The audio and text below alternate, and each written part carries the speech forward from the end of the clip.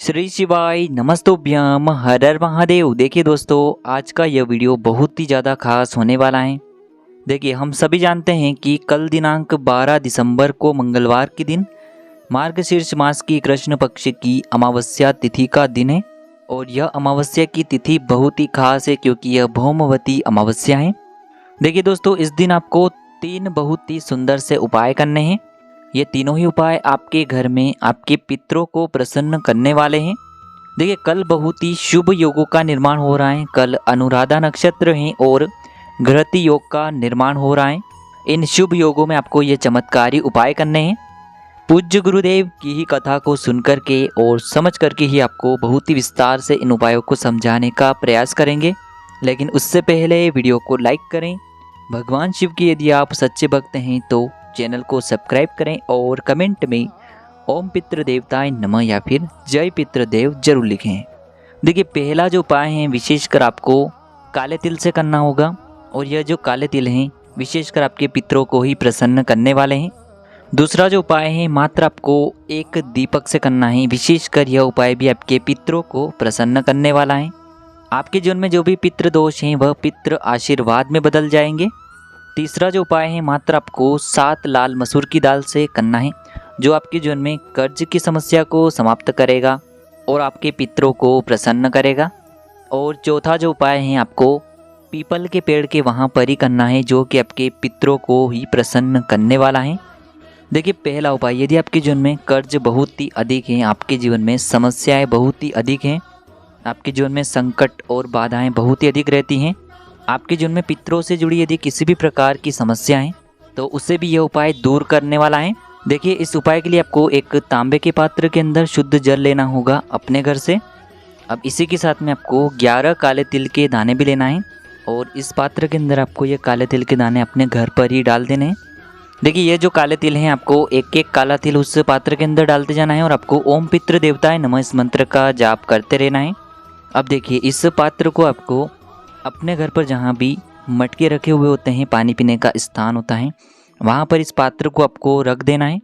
देखिए, यह जो पात्र हैं आप आज रात्रि यानी कि 12 दिसंबर की रात्रि में पूरी रात्रि अपने घर के मटके के वहाँ पर ही रखे रहने दें। अगर आप रात्रि के समय नहीं रख सकते हैं तो अमावस्या की सुबह में आपको सुबह सुबह 10 से 15 मिनट के लिए अपने घर के मटके के पास में इस पात्र को रख देना है।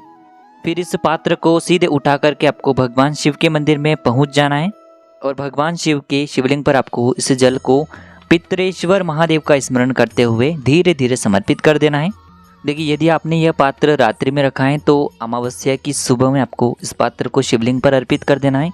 यदि अमावस्या की सुबह में ही आपने इस पात्र को रखा है तो 10 से 15 मिनट के बाद आपको इस पात्र को शिव मंदिर ले जा करके वहाँ पर शिवलिंग पर समर्पित कर देना है।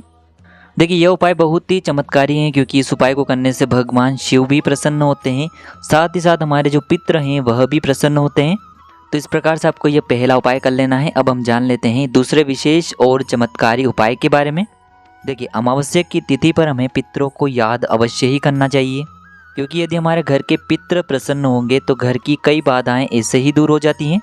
इसीलिए पितरों को प्रसन्न करना बहुत ही आसान है क्योंकि यदि हम उन्हें समय समय पर याद करते रहेंगे तो जीवन की जो समस्याएं हैं वह ऐसे ही दूर होने लगती हैं। पितृदोष को दूर करने के लिए, पितृदोष को पितृ आशीर्वाद में बदलने के लिए आपको यह दूसरा उपाय करना है। देखिए, इस उपाय के लिए आपको एक दीपक लेना है। दीपक में विशेषकर आपको लंबी बाती का ही प्रयोग करना है। देखिए, दीपक आप आटे का भी बना सकते हैं और मिट्टी का भी ले सकते हैं, लेकिन पितरों के निमित्त जब भी दीपक प्रज्वलित करें तो आपको लंबी बाती का ही प्रयोग करना है। दीपक के अंदर आप सरसों का तेल भी डाल सकते हैं, साथ ही साथ शुद्ध घी का प्रयोग भी आप कर सकते हैं। तो मात्र आपको यह एक दीपक तैयार करना है। अब इस एक दीपक को आप किन किन जगहों पर प्रज्वलित कर सकते हैं, तो जहाँ कहीं भी यदि आपके घर के आसपास बहता हुआ जल है, नदी सरोवर है, यदि आप वहाँ जा सकते हैं तो यह दीपक आप वहाँ पर प्रज्वलित कर सकते हैं। यदि आपके घर के आसपास कुआं है, बावड़ी है, तो वहाँ पर भी इस दीपक को प्रज्वलित कर सकते हैं।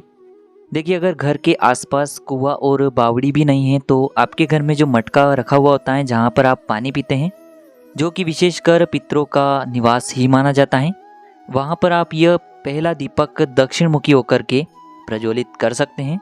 यानी कि दीपक की बाती का मुख दक्षिण दिशा में होना चाहिए और आपको ओम पितृ देवताय नमः इस मंत्र का 11 बार जाप करते हुए दीपक को प्रज्वलित कर देना है। देखिए आप इस एक दीपक को भी प्रज्वलित कर सकते हैं, साथ ही साथ 3 दीपक को भी प्रज्वलित कर सकते हैं। यदि आप दूसरा दीपक भी प्रज्वलित करना चाहते हैं तो अमावस्या की तिथि पर पीपल के वृक्ष में पितृ देवता आते हैं, तो वहाँ पर भी आप एक दीपक का दान करके आएँ। दीपक की बाती का मुख आपको दक्षिण मुखी रखना है। इस प्रकार से वहाँ पर भी आपको एक दीपक का दान करना है और आपको ओम पितृ देवताय नमः इस मंत्र का जाप कर लेना है। तीसरा दीपक आप बेलपत्र के वृक्ष के वहाँ पर भी लगा सकते हैं। चौथा दीपक आप वट वृक्ष यानी कि बरगद के पेड़ के वहाँ पर भी लगा सकते हैं। तो हमने आपको 4 स्थान बताए हैं, आप केवल एक स्थान पर भी प्रज्वलित कर सकते हैं। केवल दीपक की जो बाती का मुख है वो आपको दक्षिण दिशा में ही रखना है। तो इस प्रकार से पितरों को प्रसन्न करने के लिए दीपक वाला उपाय भी आप कर सकते हैं। अब दोस्तों हम जान लेते हैं तीसरे विशेष उपाय के बारे में। देखिए मंगलवार की भौमवती अमावस्या है, तो आपको 7 लाल मसूर की दाल लेना है, क्योंकि शास्त्रों में इसका बहुत ही अधिक विस्तृत वर्णन है। तो इस उपाय के लिए आपको 7 लाल मसूर की दाल लेनी है। ध्यान रखें कि यह जो दाल है कहीं से भी खंडित नहीं होनी चाहिए। और इसी के साथ में आपको एक तांबे के पात्र के अंदर अपने घर से शुद्ध जल लेना है। अब देखिए ये जो 7 लाल मसूर की दाल है और 1 लोटा जल है, इससे आपको भगवान शिव के मंदिर में लेकर के पहुंच जाना है।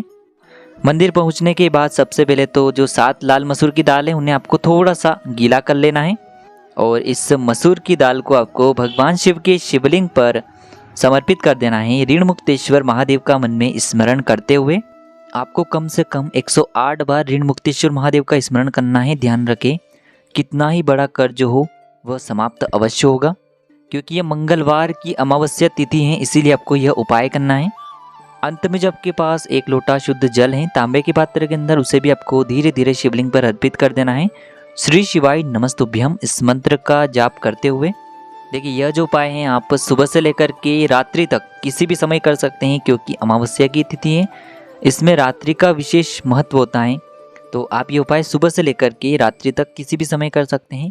अब दोस्तों हम जान लेते हैं चौथे विशेष और अंतिम उपाय के बारे में।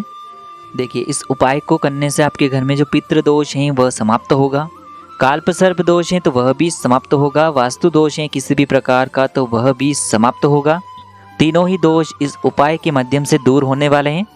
विशेषकर अमावस्या की तिथि पर यह उपाय किया जाता है। देखिए इस उपाय के लिए आपको एक बेल का फल लेकर के आना है। आप बेल का फल एक दिन पहले भी लेकर के आ सकते हैं या फिर आप अमावस्या की तिथि पर भी लेकर के आ सकते हैं। देखिए यह जो उपाय है अमावस्या की तिथि पर सुबह 10 बजे से पहले पहले ही करना है, इसीलिए आप इस उपाय को इस अमावस्या पर नहीं कर सकते हैं तो अगली अमावस्या पर भी कर सकते हैं। तो आपको एक बेल का फल लेना है। बेल के फल का जो अंदर का गुर्दा होता है उससे पूरा आपको निकाल लेना है। उसके बाद आपको आटे को सेकना है और आटे को सेकने के बाद उसमें आपको थोड़ी सी मिश्री मिलाना है और उस बेल के फल के अंदर आपको पूरा इससे पैक कर देना है। यानी कि इस आटे को आपको उस बेल के फल के अंदर डाल देना है।